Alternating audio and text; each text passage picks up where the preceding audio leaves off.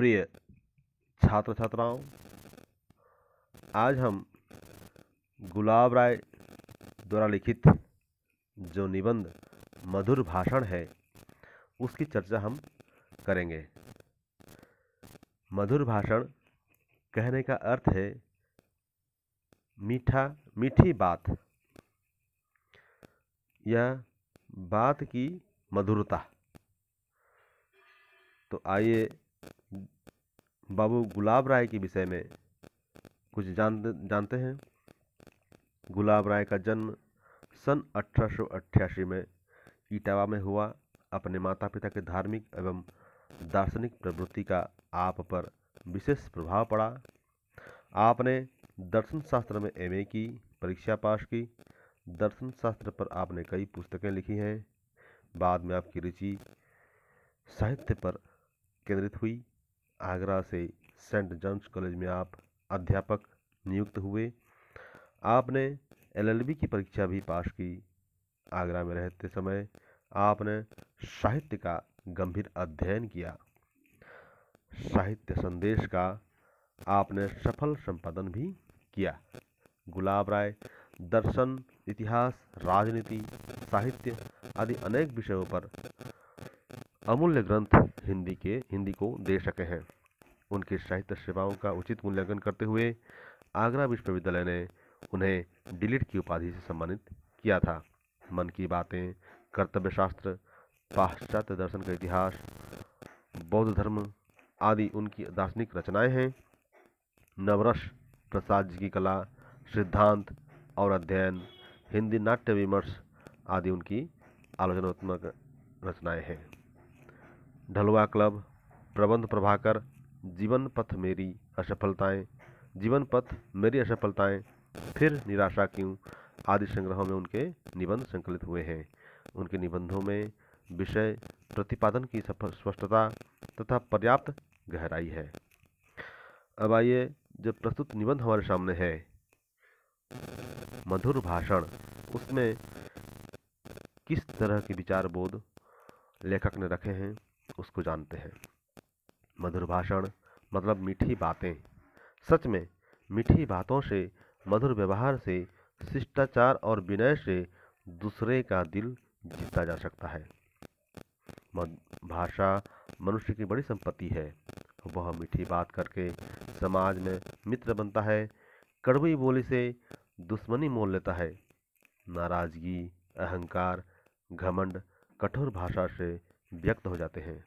मन, वचन, कर्म में निष्कपटता हो तो वाणी मीठी होती है। सरल हृदय का व्यवहार और कपट या दिखावे की तकल्लुफ पहले असर भले ही करे पर देर सबेर पहचाने जाते हैं। लेखक कहता है कि क्यों न मीठी वाणी बोले, दूसरों को खुश करें, आप भी खुश रहें। हम भद्र बने, सभ्य बने, सरल बने, यह मानवता का लक्षण है। दुनिया में सफलता और कामयाबी की कुंजी तो मीठी बात ही है।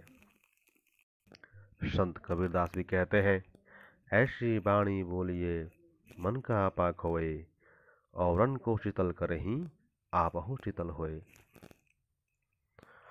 तो यहाँ पर बाबू गुलाब राय ने भी इसी बात को एक निबंध का रूप दिया है और अपने भाव स्पष्ट करने के लिए बहुत सारा उदाहरण प्रस्तुत किया है। हम लोग इसको पढ़ेंगे तो एक एक बात सामने आएगी। मधुर भाषण। भाषा पर मनुष्य का विशेष अधिकार है। भाषा के कारण मनुष्य इतनी उन्नति कर सका है। जानवर हजारों वर्षों से जहाँ के तहाँ बने हुए हैं, किंतु मनुष्य उत्तरोत्तर उन्नति करता चला आया है। अन्य जानवरों की अपेक्षा मनुष्य भौतिक बल में न्यून होता हुआ भी अपनी बुद्धि और भाषा के सहारे अधिक सबल हो गया है। उसने पंच महाभूतों को अपने वश में कर लिया है। यह सब भाषा द्वारा प्राप्त सहकारिता के बल पर ही हो सका है। भाषा द्वारा हमारा ज्ञान और अनुभव की रक्षा होती है। तो लेखक ने यहाँ पहले ही अनुच्छेद में यह बता दिया कि हम मनुष्य जानवरों से किस प्रकार अलग है। जानवर जानवर क्यों है और मनुष्य मनुष्य क्यों कहलाता है। क्योंकि मनुष्य के पास भाषा है और जानवर के पास भाषा नहीं है। भाषा के सहारे वह आज इतनी उन्नति कर सका है और जानवर जहाँ के तहाँ बने हुए हैं। भले ही जानवरों की तुलना में मनुष्य के पास शक्ति कम हो, लेकिन बुद्धि और भाषा के सहारे वह उनसे भी अधिक सबल हो गया है। उसने पंच महाभूतों को अपने वश में कर लिया है। पंच महाभूत कहने से जल, अग्नि, पृथ्वी, वायु और आकाश, इन सारी चीज़ों को वह अपनी वश में कर लिया है। और इसी के सहारे, भाषा के सहारे ही हमारे ज्ञान और अनुभव की रक्षा भी हो सकती है। मनुष्य के ज्ञान किस समय कितना रहा है, वह सब भाषा के द्वारा ही हम जान सकते हैं। प्राचीन युग में जो ज्ञानी मुनि लोग थे, उनके पास जो भाषा थी उसी भाषा में उन्होंने व्यक्त किया और आज हम उनके ज्ञान को नाप सकते हैं, जान सकते हैं और साथ में अनुभव की भी रक्षा होती है। यह लाइन बहुत ही इम्पोर्टेंट है, यह बार बार परीक्षा में आता है। भाषा के द्वारा हमारे डैश और डैश की रक्षा होती है, इस तरह से प्रश्न आया करता है। तो भाषा के द्वारा हमारे ज्ञान और अनुभव की रक्षा होती है। आगे बढ़ते हैं। भाषा द्वारा मनुष्य की सामाजिकता कायम है, किंतु भाषा का दुरुपयोग ही उसे छिन्न भिन्न भी कर देता है। एक मधुर शब्द दो रूठों को मिला देता है और एक ही कटु शब्द दो मित्रों के मन में वैमनस्य उत्पन्न कर देता है। तो ये तो बिल्कुल सही बात है कि हम अपने ही मीठी बातों द्वारा हम दोस्त बना सकते हैं, रूठों को मिला सकते हैं और अपनी ही भाषा द्वारा कटु शब्द प्रयोग करके मित्रों के मन में भी हम दुश्मनी उत्पन्न कर सकते हैं। और इसलिए भाषा ही ऐसी शक्ति है जो हमारा परिचय दूसरे व्यक्तियों से करवाता है कि हम कौन हैं, हम कैसे हैं। अन्यथा अगर हम मूक पशु के जैसे होते तो शायद ही इतनी उन्नति आज नहीं कर पाते। अब प्रश्न यह होता है कि मधुर या मिष्ट भाषण किसे कहते हैं। सामान्यतया जो वस्तु मनोनुकूल होती है, जिससे चित्त द्रवित होता है, वही मधुर कहलाती है। माधुर्य भाषा का भी गुण है। चित्त को पिघलाने वाला जो आनंद होता है उसे माधुर्य कहते हैं। इस पैराग्राफ में, इस अनुच्छेद में लेखक ने माधुर्य शब्द की परिभाषा बताई है। और असल में माधुर्य कहने से मधुरता, असल में मधुरता जो है वह भाषा का भी एक गुण होता है। मान लीजिए अगर हम लोग कुछ कड़वी चीज़ खा लिए हों और हमारे मुंह के अंदर हमें कुछ एबनॉर्मल लग रहा हो, उसी समय अगर हम लोग चीनी या कुछ मीठी चीज़ें हम खा लेते हैं तो तुरंत हमें हमारा मुंह जो है बहुत अच्छा लगता है, हमारा चित्त द्रवित हो जाता है और हम लोग वाह कहते हैं। इसी तरह चीज़ों में जो मधुरता होती है वह भी हमें पसंद आती है। इसी तरह भाषा में भी मधुरता होती है। हम लोगों की अगर बातचीत चल रही हो और उसी बीच कोई मीठी बातें कह दे तो हमें बहुत ही अच्छा लगता है। और मधुर भाषण या मिष्ट भाषण या मीठी बातों की जो प्रभाव है वह बहुत दूर तक जाता है, बहुत लोगों को वह अपना बना सकता है। हमारा मन जिस चीज़ को ढूंढ रहा हो वह वस्तु अगर हमें तुरंत मिल जाए तो हमारा मन खुश हो जाता है, प्रफुल्लित हो जाता है। इसी तरह भाषा भी ऐसी ही चीज़ है। जिस तरह की भाषा का हम चाह रहे हो, जिस तरह की भाषा को हम खोज रहे हो, ढूंढ रहे हो, उसी तरह की भाषा अगर कोई हमारे सामने बोल दे तो हमारा मन भी खुश हो जाता है, और उसे ही यहाँ पर मिष्ट भाषण या मधुर भाषण कहा गया है। आगे लेखक कहता है, वचनों का माधुर्य हृदय द्वार के खोलने की कुंजी है। वचनों का आकर्षण न्यूटन के तत्वाकर्षण और चुंबक के आकर्षण से भी बढ़कर है। तभी तो तुलसीदास ने कहा है, कोयल काको देत है, कागा काशो लेत, तुलसी मीठे बचन ते, जग अपनों कर लेत। यहाँ ध्यान देने की बात है, यह बहुत इंपॉर्टेंट है। यह बार बार प्रश्न परीक्षा में आता है कि कोयल काको देत है, कागा काशो लेत, तुलसी मीठे बचन ते, जग अपनों कर लेत। इसका अर्थ समझाइए, या मधुर भाषण निबंध के आधार पर इसकी क्या प्रासंगिकता है, यह बताइए। तो यहाँ पर लेखक कहता है कि मधुर भाषण या मीठी बातें दूसरों के हृदय द्वार के खोलने की कुंजी है।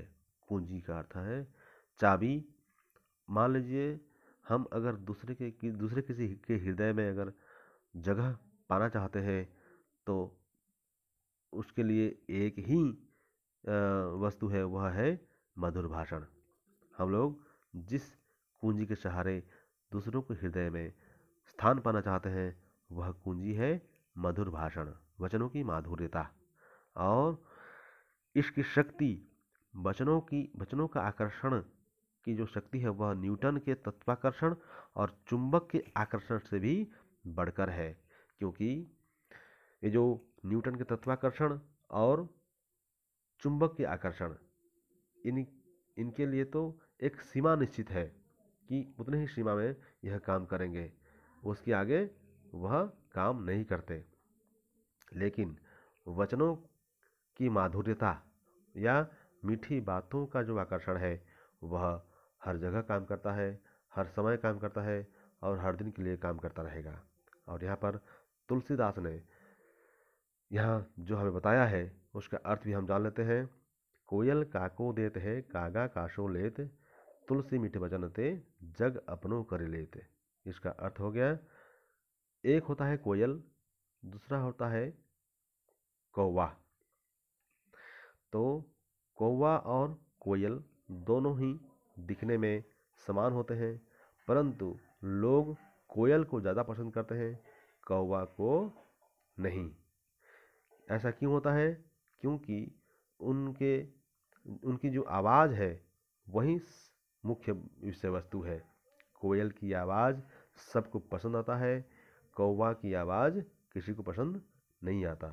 भले ही यहाँ पर जो तुलसीदास समझाना चाहते हैं कि कोयल काको देत है, कोयल भले ही किसी को कुछ नहीं देता, न ही कौवा जो है वो किसी से कुछ भी नहीं लेता, फिर भी लोग कोयल को पसंद करते हैं, कौवा को पसंद नहीं करते।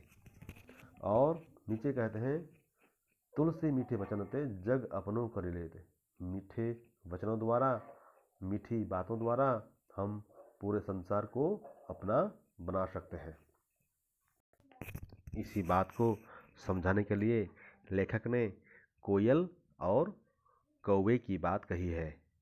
असल में होता क्या है, हमसे अगर कोई कुछ उधार लिया हो और न दे रहा हो, पैसा हो चाहे जो कुछ भी हो, तो उसे हम असल में पसंद नहीं करते कि वह हमसे पैसा उधार लिया है और हमें वह दे नहीं रहा है। तो और दूसरी तरफ अगर हमें कोई कुछ दिया हो तो उसे हम पसंद करते हैं। बिना कहे अगर कुछ दिया हो या मांगने पर भी दिया हो तो हमें वह व्यक्ति अच्छा लगता है।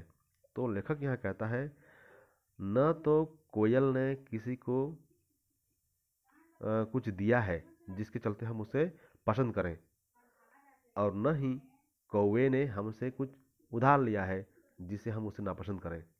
ऐसा कुछ भी नहीं है। बस हम इसलिए उनको पसंद या नापसंद करते हैं क्योंकि उनकी जो आवाज़ है उनमें से कोयल की आवाज़ हमें पसंद आती है और कौवे की नहीं। इसलिए यह बात संसार पर भी लागू होता है, यह बात हम समाज पर भी लागू होती है। असल में समाज के अंदर जो लोग मीठी बातें कह पाते हैं, लोग उन्हें बहुत बहुत पसंद करते हैं, और जिनके मुंह खोलने पर ही अगर गंदे शब्द निकलते हों और कड़वी बातें निकलते हों तो उन्हें कोई भी पसंद नहीं करते। और इसके आगे जो अनुच्छेद है इसको हम लोग अगले वीडियो में देखेंगे और समझेंगे। आप लोग इस वीडियो को भी बार बार रोकें और समझने का प्रयास करें। धन्यवाद।